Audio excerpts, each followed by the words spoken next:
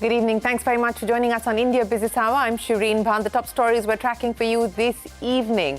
Global rating agencies S&P upgrades India's sovereign credit rating to BBB after 18 years. S&P says the impact of higher US tariffs will be manageable, expects more fiscal consolidation as it believes growth is well on track. India is fully engaged with the US on trade negotiations. The Commerce Ministry says talks are taking place at different levels with less than 2 weeks to go for the 50% tariffs to kick in. India and China speed up efforts to rebuild bilateral ties. Bloomberg reports both nations are in talks to reopen border trade. India's Commerce Ministry says trade developments moving positively with growth in exports and imports. Russia's President Putin praises what he calls sincere efforts from the US to end the war in Ukraine. US President Trump warns Putin of severe consequences if he does not agree to a ceasefire ahead of the Friday summit in Alaska. The Sensex and the Nifty snap a 6-week losing streak despite a flat close on Friday. All sectoral indices gained this week, barring FMCG. 38 of the 50 Nifty stocks close in the green. The remuneration of Nifty 50 CEOs is down 10% in FY25. Pawan Munjal of Hero Motor, the highest paid CEO at 109 crores. Rajiv Jain of Bajaj Finance is the only other executive in the 100 crore club. Shares of more than 15 companies have suffered a single-day decline of more than 15% so far in 2025. A CNBC TV18 analysis shows a majority of these stocks, including IndusInd Bank and PNB Housing, yet to reclaim lost ground. If I have to have a bed in my house in where I stay with my father, then I have to dream to be in the top 2, and we all will dream to be in the top 2 and to build this company. Part Jindal reiterates the ambition to climb the pecking order as JSW Cement list on Dalal Street ends the first session with minor cuts. At least 32 people are dead after flash floods in Jammu and Kashmir's Kishtwar district. The Chief Minister Omar Abdullah says the news is grim and accurate information is slow in arriving. Heavy rains also lashed the capital. Road, rail and air traffic impacted. The Election Commission admits that 65 lakh names have been removed from the voter list in Bihar. The Supreme Court directs the poll body to publish the names on the website in a searchable format. The apex court says citizens should not be at the mercy of block-level officers. The Supreme Court reserves its verdict on a petition seeking a stay on the apex court's own order of rounding up all stray dogs in the Delhi NCR region within 8 weeks. The court decided to place the matter to a larger bench following widespread outrage. Well, let's start with the day's market action. The Sensex and the Nifty closing flat with financials lending some support. Mid-caps underperformed, keeping the market breath in favour of the declining stocks. For the week, the market snapping its 6-week losing streak. For today, flat close there for the Sensex and the Nifty, and for the week up by about 1%, but both the Nifty as well as the Sensex, the Nifty Bank up by about 0.5% or so. That was the market picture. Remember, it is a truncated week. We are going to see the markets being shut tomorrow on account of Independence Day. Shares on Wall Street wobbling at opening bell as inflation fears spook investors again. Wholesale prices rose far more than expected for the month of July, clocking the biggest monthly increase in years. Estimates had suggested wholesale inflation will tick higher by 20 basis points, but the final reading for June accelerated by 90 basis points. On an annual basis, wholesale prices increased by 3.3%. This is the biggest increase in the last 12 months. This is also well above the Federal Reserve's inflation target of 2%, and it gives you an indication perhaps of the tariff impact now starting to flow through. But the top story this evening, after an 18-year gap, global ratings agency S&P has upgraded India's sovereign credit rating to BBB with a stable outlook. The credit ratings agency has said the impact of higher US tariffs will be, and I quote, manageable. It also expects more fiscal consolidation as it believes growth is on track. Ritu's here with more. Ritu, take us to the history of S&P's ratings on India and how it compares with Moody's and Fitch. A landmark move for India's economic story. Global rating giant S&P upgrading India's sovereign credit rating to BBB from BBB- with a stable outlook. Now, this is India's first rating upgrade by S&P in nearly 18 years, and it signals a stronger vote of confidence in the nation's economic and fiscal trajectory. Now, for perspective, S&P's new rating is now the second lowest investment grade rating. It is just one notch above Fitch's BBB- and Moody's Baa3, both of of which sit at the lowest investment grade. Now, if you look back at India's rating history with S&P, we first got a BBB rating in 1990. Then, of course, there were setbacks. It slipped to BBB minus in 1991, BB plus the same year, and down to BB in 1998. From there, we eventually climbed to BBB minus in 2007 and stayed there until today's long-awaited upgrade. So today, if you look at it, we're essentially back to the rating that we had in 1990. Now, S&P says this upgrade reflects a buoyant economic growth, improved inflation control, and a clear commitment to fiscal consolidation. India, it says, has staged a remarkable comeback from the pandemic, clocking an average 8.8% real GDP growth from FY22 to 24, the fastest in Asia Pacific, and is now projected to grow around 6.8% annually in the next 3 years. Public investment is a key driver. Central government capex spending is expected to hit 3.1% of the GDP next year, which is 50% or more higher than a decade ago. At the same time, fiscal deficits are projected to narrow. Debt to GDP is expected to fall to 78% by 2029. Now, this stable outlook assumes policy continuity and sustained infrastructure investment. The risks include a slowdown in structural growth or any reversal in fiscal discipline, which could drag the rating back down. Now, in terms of immediate impact, this is expected to bring down our cost of borrowing importantly, and of course, it boosts the confidence in our long-term growth story. It is a long overdue acknowledgement of India's stable macroeconomic fundamentals, and now we have to see if other rating agencies will follow suit. It's taken 18 years for India to get this ratings upgrade. Why that long, Yifan? Hi, Shireen. Thank you for having me today. Yeah, I mean, if you look at India's rating trajectory over the past 18 years, as you mentioned, there's been ups and downs. But I think for us, we really take a much longer term, view to this sort of things. The outlook has changed a couple of times, but I think this time round, if we've been recognizing the strong efforts that the government has put into economic reforms, at the same time driving growth, at the same time also allocating a lot of the spendings towards infrastructure as well. And all this has helped to really boost economic growth in the last few years. Well, that's S&P Global on the reason behind that upgrade. Now, the government has welcomed the upgrade while noting that it has come after an 18-year gap. The chief economic advisor, Anantha Nageshwaran, said India's fiscal fundamentals warranted an upgrade. We are very pleased with the development. We felt that India's fiscal macro fundamentals warranted this ratings upgrade. We have been, as you know, we have a formal conversation with them every year, twice a year, etc. And we have been highlighting the fact that while we know that interest payments are, as a percentage of revenue, tax revenues on the high side, etc., we borrow in domestic currency, and we have a very stellar track record. Well, that's the CA reacting to S&P's upgrade. The Commerce Ministry has said that India is fully engaged with the US on trade negotiations. Addressing a press conference, the ministry said that talks are taking place at different levels. This comes with less than 2 weeks to go for the additional tariffs to kick in. Abhimanyu is here with the details. Abhimanyu, take us through where things currently stand. What's the indication? The India-US trade negotiations are underway at the ministerial, diplomatic as well as the negotiators levels. It remains to be seen how early both the sides are going to conclude talks for the first tranche of a bilateral trade agreement, which they earlier had indicated they intend to conclude by September or October of this year. The Commerce Ministry is still analyzing the impact of tariffs and how the situation is going to pan out with respect to the uncertainties which are still prevailing around the exports of Indian goods to the United States, and also the fate of Section 232 investigations which are already underway in the United States. As far as India's exports to the US are concerned, there has been a jump of 21.6% in India's exports within the period of April 2025 to July 2025, on which the Commerce Ministry is still analyzing whether there has been any front-loading of shipments by Indian exporters to avert the possibility of facing higher tariffs from the United States. While India's Commerce and Industry Minister has held several meetings with labor-intensive sectors sectors and several exporters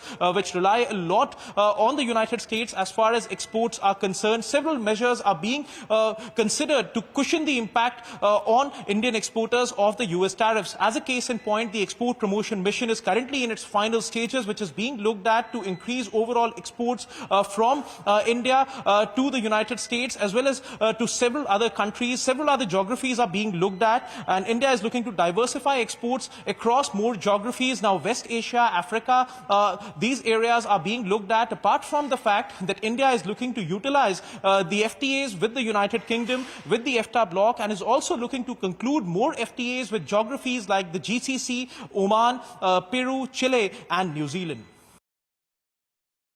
हमारे दोनों देशों के रिश्ते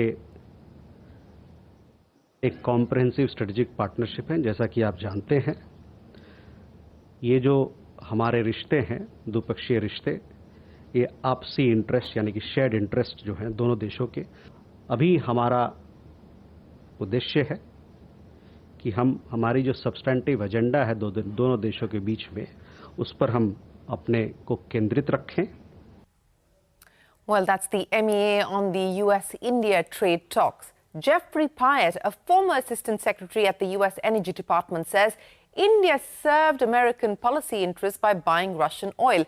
Pyatt was part of the Biden administration, and he said India buying Russian oil while enforcing the price cap helped stabilize global oil prices. Remember, this is the argument being made by the Indian government as well. Now, President Trump has threatened 50% tariffs on India, blaming the oil purchase from Russia. Here's Jeffrey Pyatt in conversation with Parikshit Luthra.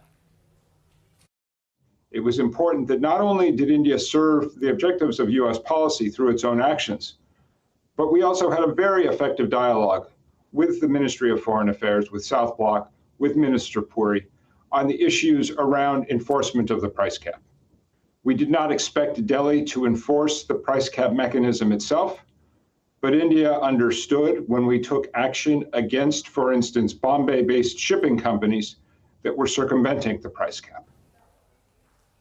Well, that is an important statement coming in there from a former US administration official saying that the US, in fact, supported India's decision to buy Russian crude. Now, India and China in talks to resume border trade after 5 years. As per Bloomberg, both nations have proposed to restart trade via designated points on the shared border. China's Foreign Minister Wang Yi will travel to New Delhi next week in a bid to ease tensions further. He's scheduled to hold talks with our Foreign Minister S. Jaishankar and the NSA Ajit Doval. Meanwhile, India's Commerce Ministry has said that trade development with China are moving positively, with growth in both exports and imports. Russian President Vladimir Putin held a meeting with top officials ahead of his meeting with President Trump. The first meeting between the two leaders in 6 years will take place in Alaska. Putin said the US was making sincere efforts to halt the war in Ukraine. He also suggested Moscow and Washington could agree to a nuclear arms deal as part of a wider effort to strengthen peace in the next stage of talks. Meanwhile, President Trump has warned Putin of very severe consequences if Russia refuses to agree to a ceasefire with Ukraine. Trump made these remarks after conducting a virtual meeting with European leaders, including Ukrainian President Zelensky. Will Russia face any consequences if Vladimir Putin does not agree to stop the war after your meeting on Friday? Yes, they will. Yeah. What will the consequences there will be be? consequences. Sanctions, tariffs? There will be, I don't have to say, there will be very severe consequences. Well, that's President Trump, and Ukraine's President Zelensky met British Prime Minister Keir Starmer in London today. This comes a day before Trump-Putin summit in Alaska. In a statement, the UK government said the two leaders discussed what they expect from that meeting in Alaska. In a social media post, President Zelensky said it's important that nations work together. Now, the remuneration of Nifty 50 CEOs is down 10% in FY25. A CNBC TV 18 analysis shows the average compensation of India's top CEOs of listed companies was around 25 crore rupees. There are 2 executives, however, in the 100 crore rupee club compared to 3 in the last fiscal. Yusuf is here with the details. Yusuf. Well, all Nifty 50 companies have published their annual reports for FY25. And now we have full picture on CEOs' remuneration across India's top companies. The average compensation stood at just over 25 crore rupees. This is 10% less than FY24. Sharp pay cut at IT firms like Wipro and Tech Mahindra led to this decline. The inclusion of Eternal and Bharat Electronics in the benchmark index also weighed on the numbers.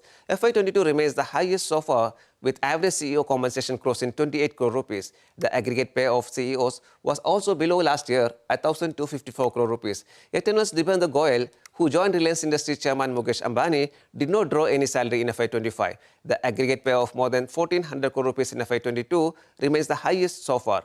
Unlike last year, when IT leaders dominate pay hikes, the sharpest increase in FY25 were at Larsen & Toubro and Mahindra & Mahindra.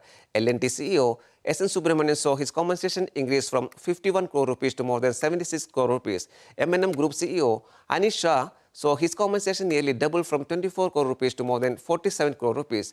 Wipro saw a change in the corner office. Thierry Delaparte, who received a compensation of 167 crore rupees last year, this year new CEO Srinivas Pallia received a compensation of nearly 54 crore rupees.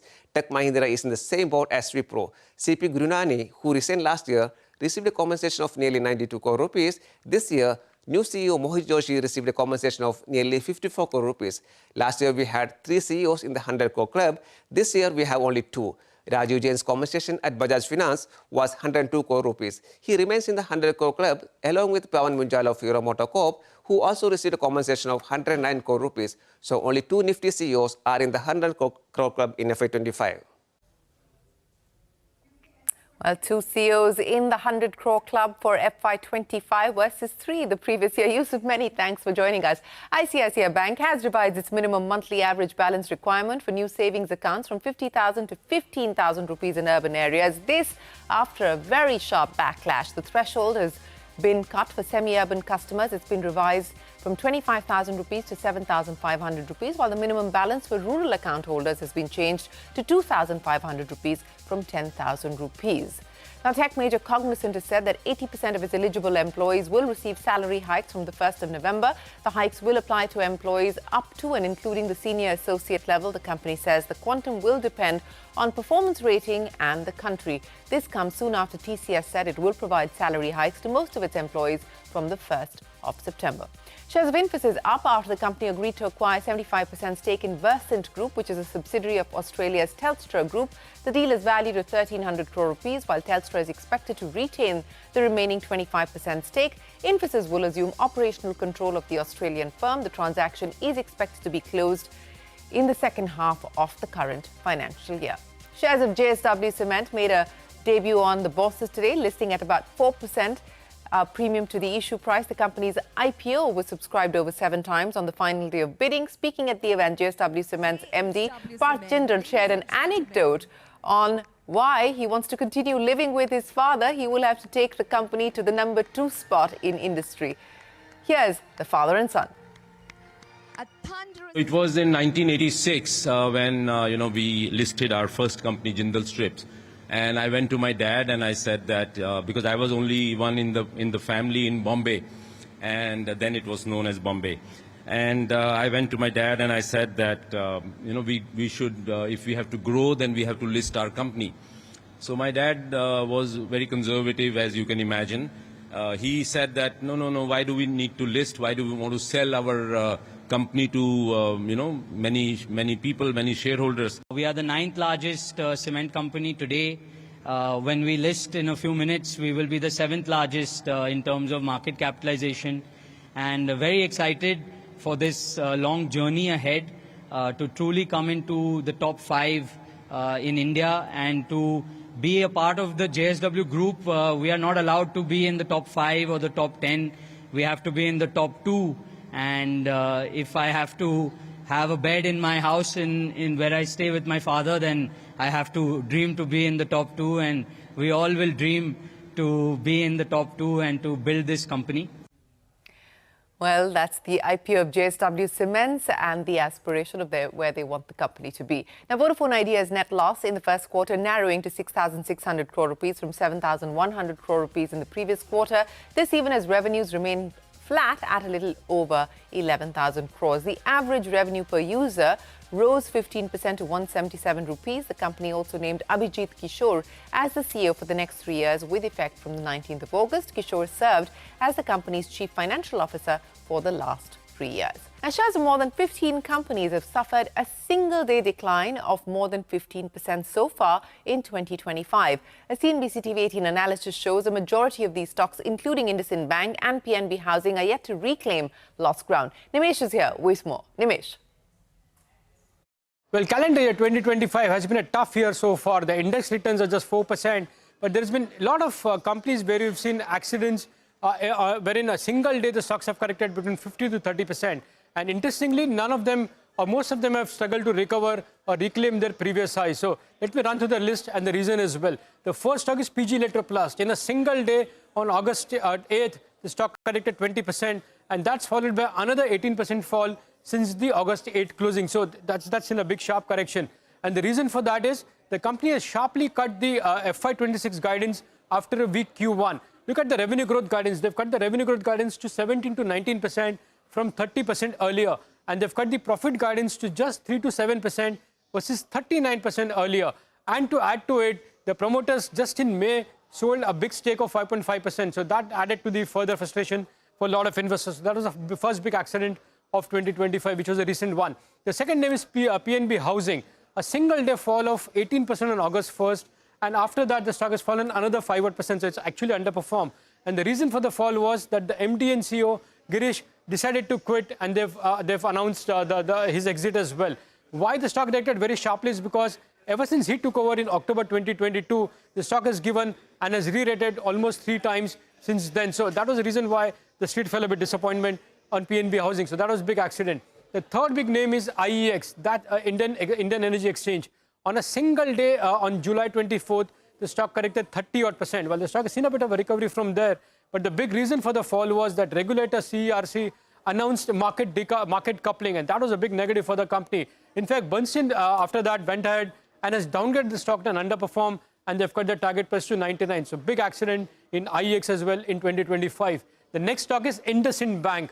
The single day fall for that stock was on March 11th when the stock fell 27% in a single day. Well, we've seen a bit of a recovery as well, but still the stock has not come to its previous highs. And the reason for the fall was that the bank announced an accounting lapses, which was amounting to a loss of close to 1580 crores. After that, there was a bit of change of guard as well. And finally, the RBI approved appointment of Rajiv Anand as a new MD and CEO. So we need to see whether we see a bit of a recovery in that name going forward. But that was another big accident in IndusInd Bank. The next name is an MNC name, Whirlpool. On a single day, the stock corrected 20% on Jan 30. Well, the stock has recovered 38%, but it has actually hit a low of 818 before we saw a bit of recovery as well. And the reason for the fall was that parent Whirlpool Corp, they announced that they're going to cut the stake in the Indian company from 51% to 20%. So they're going to sell 31% before the end of this calendar year. So that was the reason why Whirlpool corrected sharply as well.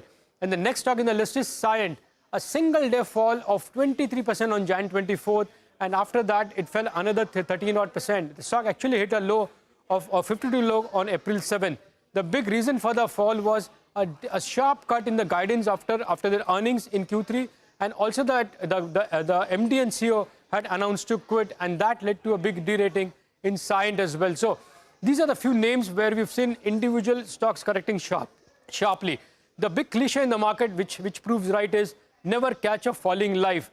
And this data suggests that none of these companies which have fallen so sharply and they've struggled to reclaim their previous highs. So stocks have fallen very sharply, many of them in this calendar year on the back of some of the other announcements. But there's been massive accidents in at least 15 to 16 companies since the beginning of 2025. Nimesh, many thanks. Well, the accidents so far of 2025 in the stock markets. Up next on India Business Hour, the Election Commission admits that 65 lakh names have been removed from the voter list in Bihar. That and more when we return. Catch all of CNBC TV 18's news and updates on YouTube, Facebook, Instagram, X and Jio Hotstar.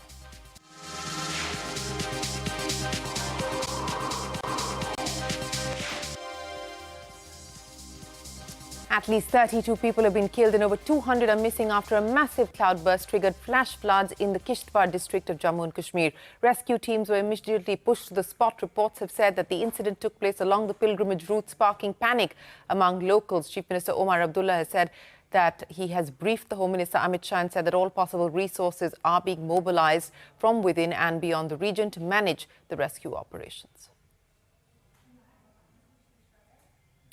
The Election Commission has admitted that 65 lakh names have been removed from the voter list in Bihar. The Supreme Court has now directed the Election Commission to publish the names on its website in a searchable format. The top court has also said that citizens should not be at the mercy of block-level officers. Ashmit is standing by now with more details. Ashmit, this is relief coming in for the petitioners in the matter. The Supreme Court saying that the Election Commission needs to be more transparent. Take us through what the directions have been.